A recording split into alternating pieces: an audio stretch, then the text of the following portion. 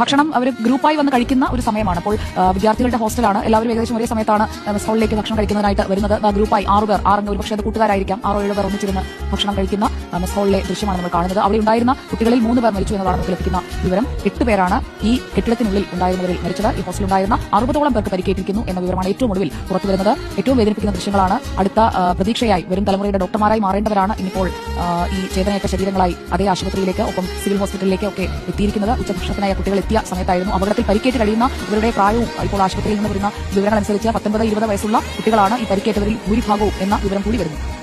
ഇപ്പോൾ ഹോസ്റ്റലിലെ 6 പേർക്കാണ് ഗുരുതര പരിക്ക്, അല്ലേ?